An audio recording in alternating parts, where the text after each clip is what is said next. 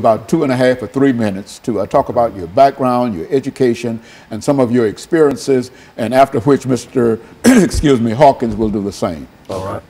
My name is JWatkins. I'm a 44-year-old male. My background is I'm the president of the Dads Against Destruction. It's a program we try to help dads change their lives around to making better choices and decisions where they're going in life. My background in education, I attended White Creek Comprehensive High School. I left school in 1991. I left from there. I didn't graduate, but I did a few years later, wind up getting my GED. Then after I received my GED, I went on off to college in Flathead Valley Community College. That's in Montana, Kalispell, Montana. So that's my education. And then what I have to deal with child support is I've been dealing with child support for over 20 years. I have 2 adult kids, and the situation with that is the way it's been explained to me is I'll be paying child support, the rest of my life due to the way the state has set things up to where that you're not just only paying child support, but you also paying interest fees and back this and back that, and to where I'm paying more to the state than I'm paying to the child support right now. And so in a real sense, what you're saying here, Mr. Hawkins, Mr. Watkins, is that the state of Tennessee has some issues dealing with child support that the two of you and Mr. Hawkins will be able to talk about. But first, let's get some information from you, Mr. Hawkins, Phil Hawkins, in reference to your background, education, and what really brought you to us this morning. Okay, good evening. I'd like to thank you for us being here. I'm Phil Hawkins, the CEO of Dads Against Destruction. What brought us here is that it's time for us to stand up, man up, and get this out. A lot of men don't even want to work no more these days.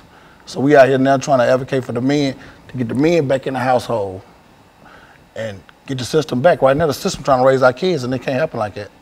And so in a real sense, let's since you've been involved with child support in the state of Tennessee for quite a while, let's give our audience some information in reference to what we mean in reality when we say child support in Tennessee, who has to pay it and how much you have to pay it and how long you have to pay it. Let's do it from that perspective. The way it's set up, from my understanding, it's supposed to be for 18 years until your child turns 18 years old. Then it can go on further because of they're going to college and stuff.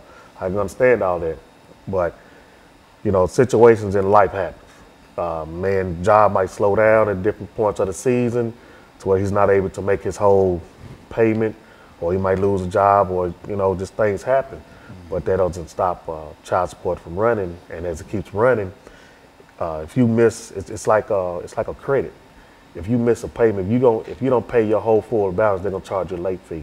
And this is how I feel about it, because I'm paying late fees every day, all day long, because of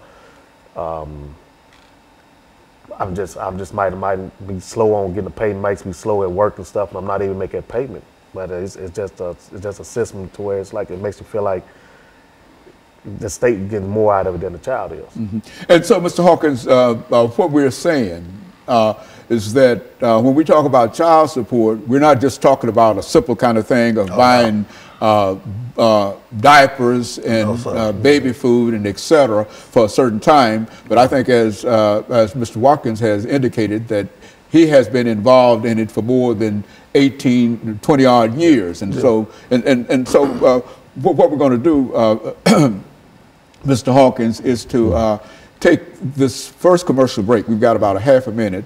And when we come back, we want you to talk about child support in the state of Tennessee by defining what we mean when we talk about child support and the impact that child support is having upon individuals. When we come back, you give us some statements in reference to your background, your education, and some of your experiences, and then we'll get into that part of it, and that will allow us to first get a definition. Because I think a large number of folks, when they think about child support, generally think in terms of buying baby bottles and et cetera and et cetera. But it seems that we're talking about something that lasts 14, 15, 20 years. And I think that's a different situation. And so when we come back, Phil, what we'll do is to allow you to start us off. And we'll be back with our audience following this very, very short commercial break.